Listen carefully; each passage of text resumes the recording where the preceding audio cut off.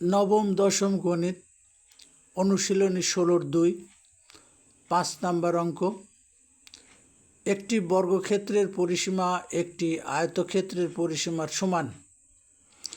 আয়তক্ষেত্রটির দৈর্ঘ্য প্রস্থের 3 গুণ এবং ক্ষেত্রফল 768 বর্গমিটার।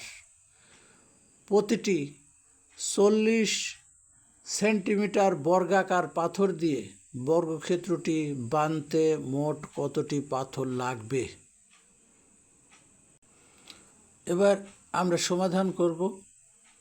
তো ধরি আয়তক্ষেত্রটির প্রস্থ x মিটার, দৈর্ঘ্য 3x মিটার, যেহেতু বলা হয়েছে দৈর্ঘ্য প্রস্থের 3 গুণ, এবং এই আয়তক্ষেত্রের পরিসীমা আর বর্গক্ষেত্রের পরিসীমা যেহেতু সমান, সুতরাং এখান থেকে আমাদের আয়তক্ষেত্রের পরিসীমাটা আগে বের করতে হবে।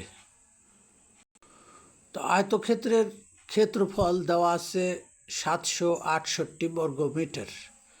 তো আমরা জানি ক্ষেত্রফল ইকুয়াল টু দৈর্ঘ্য গুণন প্রস্থ। তো আমরা এখানে ধরে নিচ্ছি দৈর্ঘ্য 3x, প্রস্থ x, প্রশ্ন মতে।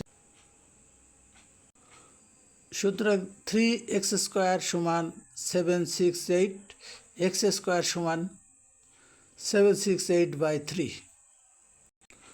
আমরা x এর মান পেয়েছি 16, অর্থাৎ আয়তক্ষেত্রটির প্রস্থ 16 মিটার, সুতরাং দৈর্ঘ্য হবে তার 3 গুণ।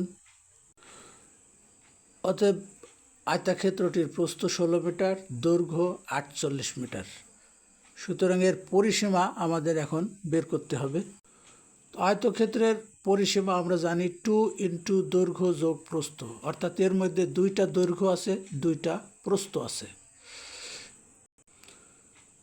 আমরা পেয়েছি আয়তক্ষেত্রের পরিসীমা 128 মিটার। তো যেহেতু প্রশ্নে বলা হয়েছে আয়তক্ষেত্রের পরিসীমা আর বর্গক্ষেত্রের পরিসীমা পরস্পর সমান, এবার বর্গক্ষেত্রের আমরা জানি 4টি বাহু সমান। তো বর্গক্ষেত্রের পরিসীমা যদি 128 হয়, তার একটা বাহুর দৈর্ঘ্য বের করতে 4 দিয়ে ভাগ করলেই একটা বাহুর দৈর্ঘ্য পাওয়া যাবে, যেহেতু প্রত্যেকটা বাহু সমান হয় বর্গক্ষেত্রের। 128/4 = 32, অর্থাৎ এই বর্গক্ষেত্রের প্রতিটি বাহুর দৈর্ঘ্য হবে 32 মিটার। তো আমাদের জানা আছে বর্গক্ষেত্রের ক্ষেত্রফল একটি বাহুর স্কোয়ার, অর্থাৎ একটি বাহুর বর্গ। তো 32কে বর্গ করে আমরা পেয়েছি 1024, সুতরাং বর্গক্ষেত্রের ক্ষেত্রফল হবে 1024 বর্গমিটার। যেহেতু এই বর্গক্ষেত্রটিকে পাথর দিয়ে বাধাই করতে হবে বা টাইলস করতে হবে এই জাতীয়, তো যেহেতু প্রতিটা পাথর 40 সেন্টিমিটার বর্গাকৃতির, তো সুতরাং এখানে সেন্টিমিটারকে আমরা মিটারে পরিণত করে নেব, অর্থাৎ 100 দ্বারা ভাগ করলে মিটার পাওয়া যাবে। অতএব প্রত্যেকটা পাথরের দৈর্ঘ্য বা প্রস্থ হবে 0.4 মিটার। তো এই প্রতিটা পাথরের ক্ষেত্রফল আমরা বের করব। সুতরাং প্রতিটি পাথরের ক্ষেত্রফল হবে 0.16 বর্গমিটার।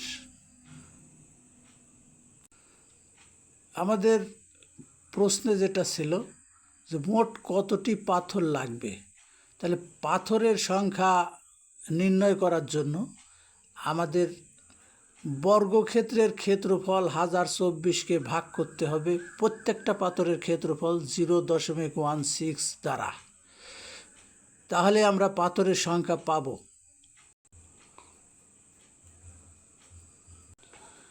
আমরা পাথরের সংখ্যাটা পেয়ে গেছি। নির্ণেয় পাথরের সংখ্যা 6400টি।